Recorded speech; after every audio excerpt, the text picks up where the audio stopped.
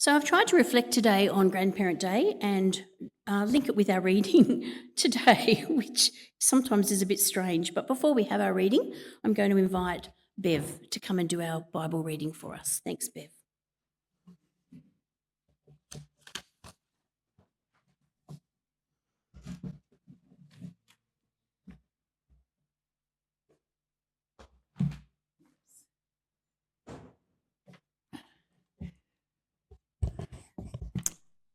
Right, the reading today is from Mark 10, 46 to 52.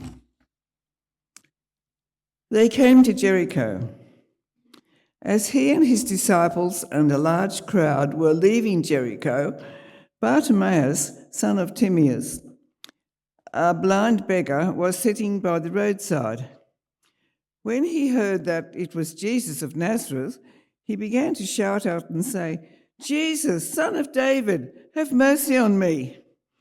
Many sternly ordered him to be quiet, but he cried out even more loudly, "Son of David, have mercy on me." Jesus stood still and said, "Call him here." And they called the blind man, saying to him, "Take heart, get up, he is calling you." So throwing off his cloak, he sprang up and came to Jesus. Then Jesus said to him, "What do you want me to do for you?" The blind man said to him, "My teacher, let me see again." Jesus said to him, "Go, your faith has made you well." Immediately he regained his sight and followed him on the way. In this is the gospel of Christ. Words of life for the whole world.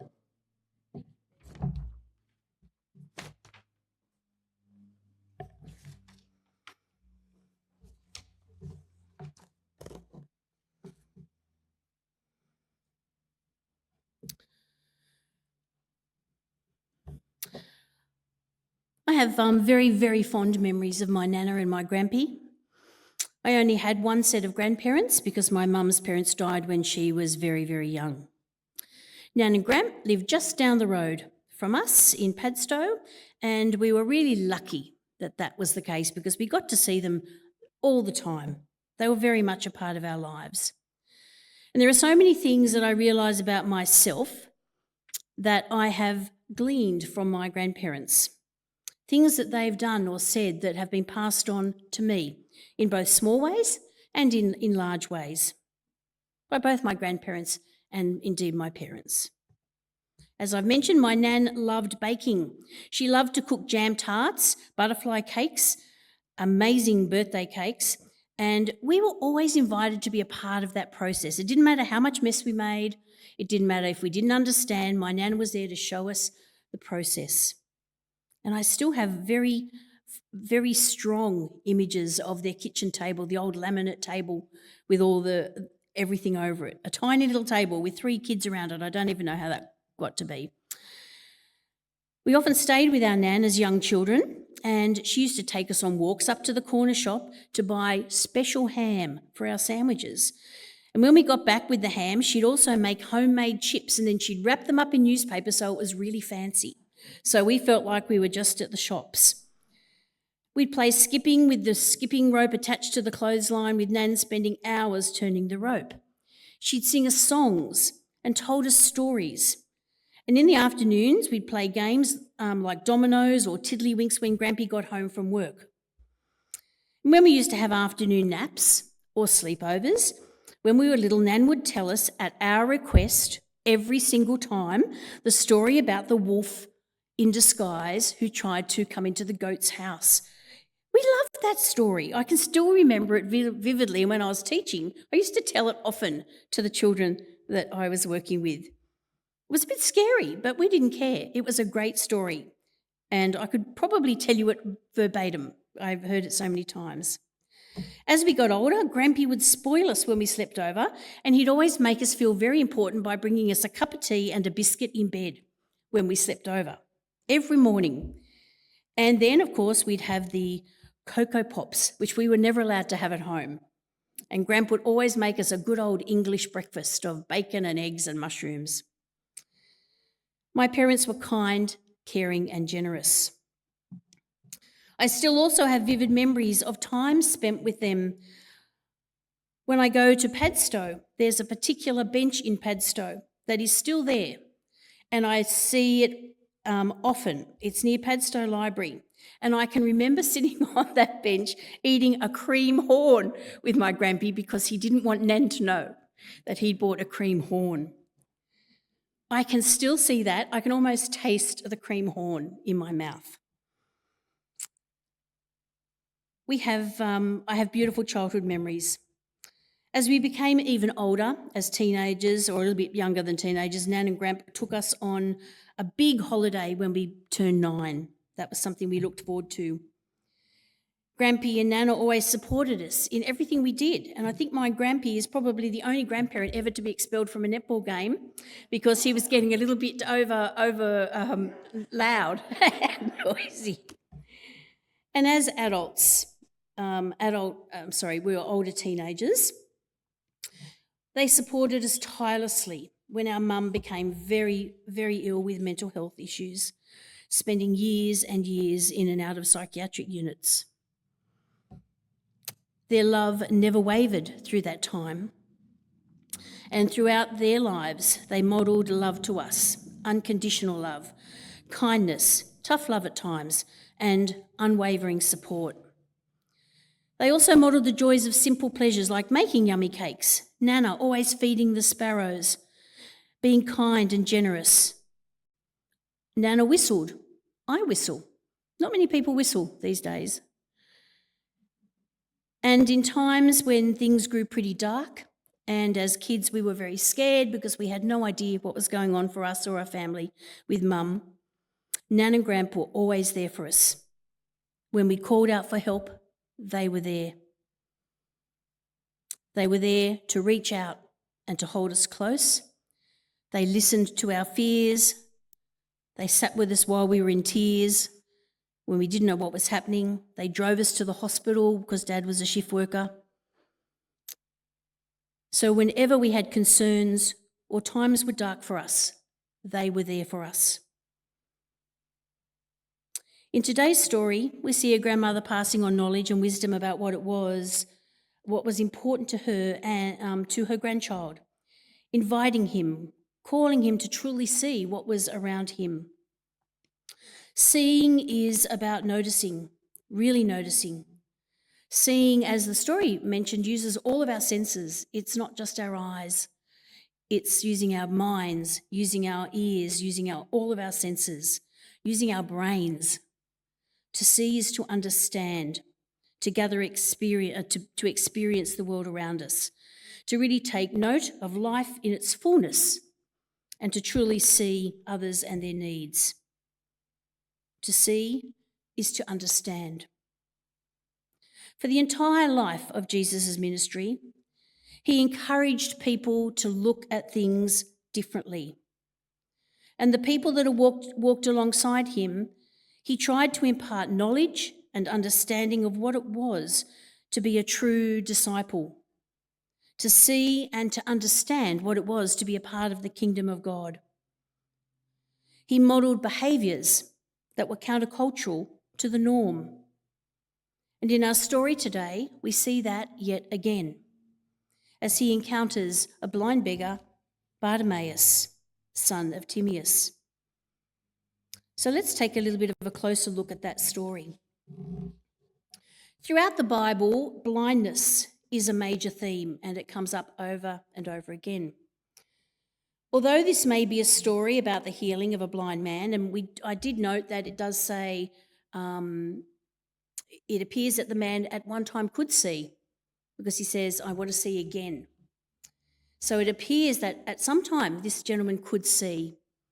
I don't know what's happened to make him not see anymore, but something has. And he calls to Jesus for help in that. So although this may be a story about healing of a blind man, it is much more an investigation of what it is to be spiritually blind. What does it mean to truly see, to experience, to understand, and to be made aware? We first meet Bartimaeus sitting by the side of the road, and it does say in the story as well that it was on the outside of town. So that tells us something about Bartimaeus. He was already on the edge of society. He was obviously aware of Jesus and what Jesus did and who Jesus was, because as Jesus was approaching, he calls out to him. And the crowd were quick to tell him, "Be quiet, Bartimaeus, shh. Jesus is an important person. He doesn't want you rattling, calling out. He doesn't need that." But Bartimaeus persisted. He advocated for himself. "Jesus, son of Nazareth," or son of David, I think he said. His voice became louder and louder. We can see that this man was an outsider by the way the crowds were treating him. Did the crowd hush him up because he was an embarrassment to the community? Or perhaps it was just an inconvenience that he would be there spoiling this amazing moment as crowds and disciples followed Jesus on their journey heading towards Jerusalem. Perhaps he was seen as an outsider, not one of the in crowd. How often do we hear people's cries for help? Our world is full of it at the moment.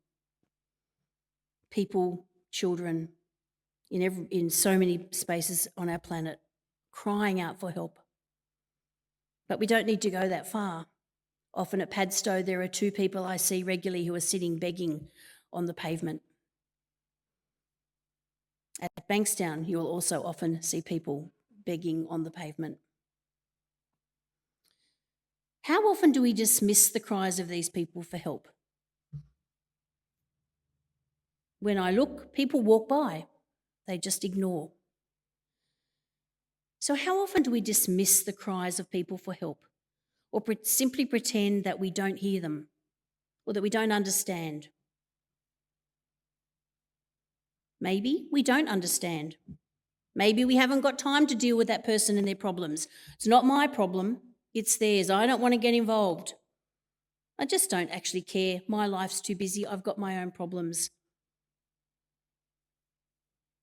It's very easy to dismiss the calls of others for help when our lives become so entrenched in about who we are and what's important to us. But what was the response of Jesus when Bartimaeus was calling out? 3 words. Jesus stood still. Jesus didn't pass by. With everything going around, Jesus stood still. He stopped. He paid attention. And he said, "Call him over here." And at that point, the crowd changed. They weren't accusing him of saying stop anymore. They were saying, "Oh, look, Jesus is noticing you. Come on, come on." So now all of a sudden, the crowd that was telling him to keep quiet were actually could see that Jesus had some attention for this gentleman. So, okay, let's bring him along to Jesus. Jesus said, "Call him here," and he came. Jesus stopped what he was doing and paid attention to someone calling for help. To love and to respect someone is to give them our full attention. To look them in the eyes and to genuinely listen. It says, "You matter to me. What's going on for you is important." It says to you, or to the person, that you are valued. You and your needs are important to me.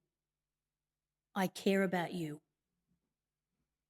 And right throughout Jesus' ministry, we know that that's the model for him.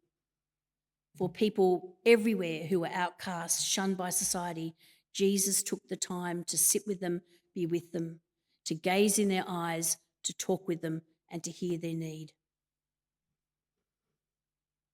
So once again, Jesus models the kingdom values of care, kindness, compassion, and showing that we are needing to be inclusive. Nobody should be on the outside. Everyone is welcome to come and talk to me.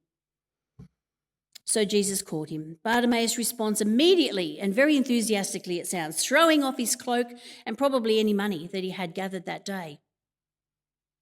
No arrogance, no pretense, just the desire to really see and understand and have the opportunity to experience the Jesus way. Jesus presented himself as the giver. What can I do for you, Bartimaeus? What can I do for you? The blind man said to him, "My teacher, let me see again." And Jesus said, "Go, your faith has made you well." And immediately he regained his sight and followed him on the way. Again, a little bit different to the story of the young rich ruler who also wanted to follow Jesus, but there was just this hold up around giving away his wealth. Blind Bartimaeus probably had a few coins in his pocket. He was willing to throw it all away to follow Jesus. And I wasn't here last week, but last week's Mark reading also talks about another time when Jesus said, "What do you want me to do? What can I do for you?" And he was talking about, again, the kingdom of God. And the disciples, James and John, made a very arrogant request to be awarded the highest place of honour and glory. "I want to see what can you do for me, Jesus? You can put me at your right-hand side and the other disciple at the left." The disciples just didn't actually get it. Jesus used this arrogant request to once again remind them that whoever wants to be great must become a servant. Jesus will not grant privilege, but he will grant sight. Theologian Richard Rohr says Bartimaeus is presented as an alternate way of discipleship. So many times the disciples in this journey towards Jerusalem, and Jesus was trying to explain what was happening, they just didn't understand. They just couldn't see the big picture that Jesus was trying to explain. Bartimaeus had no specific qualities, just humility and trust. And in fact, Richard Rohr often inserts trust into this passage instead of faith. He trusted Jesus. He was a little man reaching out in trust. And Richard goes on to say that miracle stories like this aren't necessarily about the miracles, but about the changes that they bring in relationships. It's not about physical blindness. It's about ourselves. It's about people who are closed, people who are hard-hearted, people who get set in their ways, people who have stopped growing, who have stopped thinking, who have stopped being able to adapt, people who have all their opinions in place. And he actually says something really interesting that, and I'm not sure about this, but he says that usually by the age between 17 and 20 is when all of our opinions are formulated. And it's very hard to change after that period of time unless we're open-minded and we keep challenging ourselves. So it's also about having the right attitude. And sometimes being blind is about when we're not willing to give on anything. Someone's, "I'm always right, you're always wrong. I'm always in, you're always out." Or this group is in, this group is out. Who's for me, who's against me? So it's about spiritual blindness, and it's about new ways of opening ourselves up to being open to God's love and to God's care. And Richard Rohr says that's what we mean by spiritual blindness. Bartimaeus didn't want to be trapped in a spiritual blindness. He wanted to grow and to experience and be a genuine follower of Jesus. No arrogance, no pretense, just trust and humility. He truly wanted to experience the Jesus way, to live authentically, to be compassionate, to be non-judgmental, non-violent, forgiving, loving, tolerant, caring, forgiving. He wanted to be able to see and value everyone inclusively. He wanted to be a follower of Jesus' way. And in those days, it was very easy to see what Jesus was doing and to hear what Jesus was saying because these people were walking alongside Jesus. They were with him. He was able to model behaviours They were able to listen to what he was saying, to see his interactions, how he spoke with people, who he spoke with. But today we don't have Jesus here physically to see or to hear. So how do people today experience the Jesus way? We can read about it. We can read of other people's experience in our stories in the Bible. But it is through you and me. It is through the way that each of us live our own lives. It is through the actions that we take, the conversations that we have, the way we stop and the way we listen, the way we truly see and understand others, the way we ask, what can I do for you? Just as I took life lessons from my grandparents, how we live every day, every conversation we have, every chance, or every person we meet, we're giving out messages. And I really am very aware of this with the 2-year-old granddaughter, who I see absorbing everything we say, watching everything we do. And it blows my mind exactly what she imitates. So how I live my life, what I say to her, how I care for her, how I engage with her, and how I engage with other people is so important when I'm with her, because she's like a little sponge just absorbing. But that's everybody. So just as we have opportunity every day to share our love with others, I'm just thinking next week particularly is a beautiful way for us next Saturday. We have wonderful opportunity to show who we are in this space to our community. What will they see? The community that come here next Saturday. What will they see?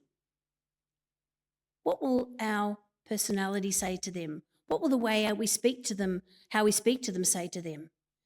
How will what we talk to them about? What will that say to them? How will what our building looks like? What will that say to them? What will they see about us? It's a wonderful opportunity for us to express who we are here at Revesby at that time.